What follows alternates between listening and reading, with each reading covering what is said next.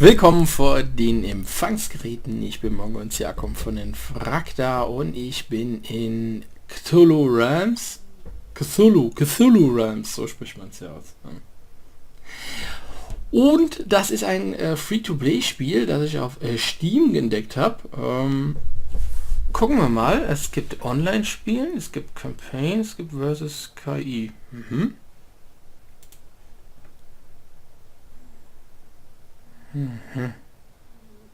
Habe ich jetzt keinen Bock drauf. Gott. Zurück. Gucken wir uns das mal an. Es gibt ein Single.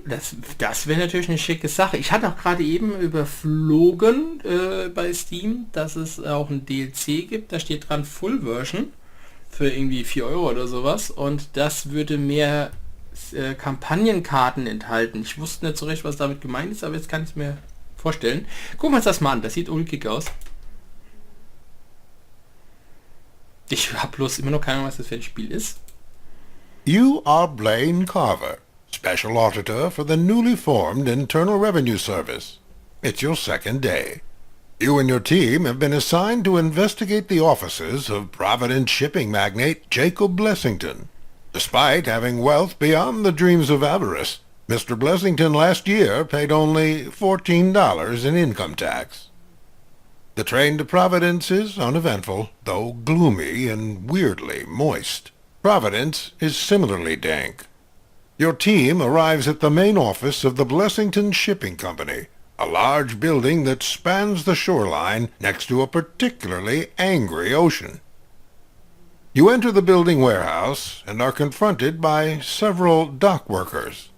Their dead-eyed stare is unnerving, but you're here to collect taxes and will brook no interference. There is a low hum in the air. You decide to address the men in your sternest tone.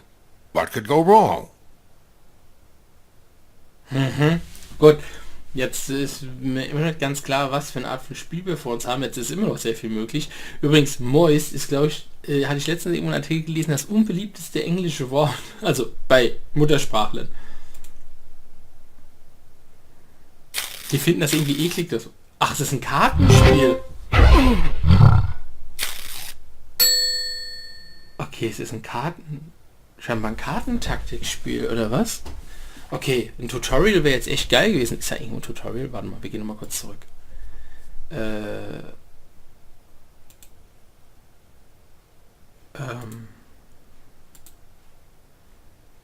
How to play. Da ist es. Welcome to Cthulhu Realms. The object of the game is to drive your opponent insane. Okay. You do this by playing cards from your hand and activating abilities. This card generates 1 conjuring power. You use conjuring power to acquire cards from the center row to improve your deck. This card generates 1 sanity loss. You use sanity loss to destroy locations and damage your opponent. The object of the game is to reduce your opponent's sanity to 0.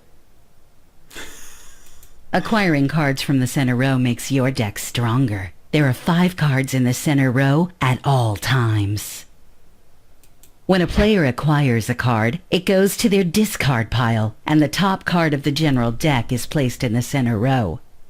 The top card of the general deck is always visible. Initiates are always available too. There's no limit to these. They're everywhere! When you run out of cards, you reshuffle your discard pile into your deck. You'll cycle through your deck several times throughout your game. Once you acquire a card from the center row, it's yours, and you don't have to pay anything to play it. At the end of your turn, you discard any cards you haven't played from your hand, and all artifacts and entities you played this turn. You then draw 5 cards. If you can't draw 5 cards, you draw all the cards in your deck, reshuffle your discard pile into your deck, and then draw until you have 5. Let's take a look at some card abilities. This card generates +2 conjuring power. Ich finde die Sprecherin voll geil dafür.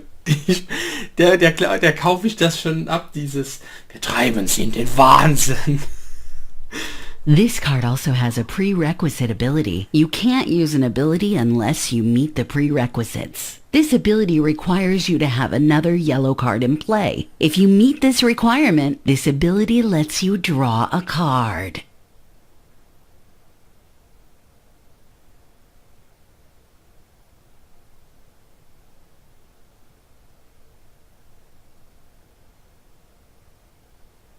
Prerequisites always appear at the top of the ability symbol. Some abilities have more than one prerequisite.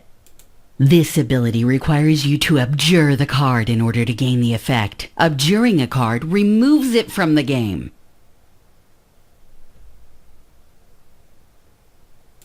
An abjure ability appears at the bottom of the ability symbol. Remember that you don't have to activate abilities if you don't want to. Try not to forget. As you can see, this card is yellow, and this symbol indicates that this is an artifact. Artifacts are discarded from play at the end of your turn.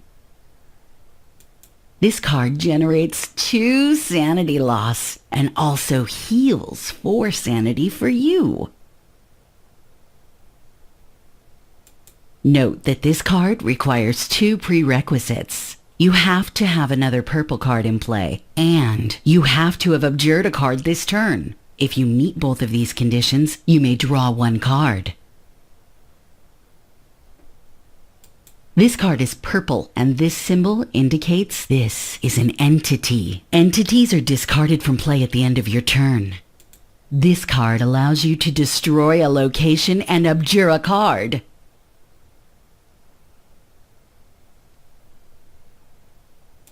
To destroy a location, simply choose an opponent's location in play to destroy. Abjuring a card removes it from the game. You may abjure a card from your hand, discard pile, or from the center row. Abjuring weaker cards from your deck, such as goons and followers, makes your deck stronger. If you abjure a card from the center row, it is replaced by the top card of the general deck. You cannot abjure a card that costs more than 6 conjuring. This ability has 2 prerequisites. You must have a green card in play, and a player must have discarded a card this turn. It doesn't matter which player discarded, as long as somebody did. This card is a location. Locations stay in play after your turn ends.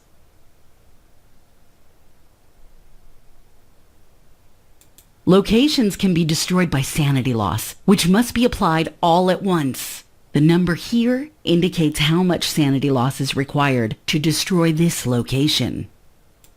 How are buildings destroyed by sanity loss? You're right, that does sound... Anyway, this particular location requires 4 sanity loss. This location is also a sanctuary. A player cannot be damaged if they have a sanctuary in play.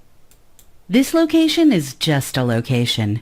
Your opponent can choose to destroy it, but they don't have to.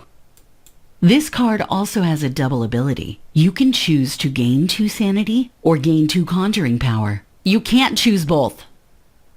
This location is a nexus. If a player has a nexus in play, their opponent can't destroy a non-nexus location with sanity loss.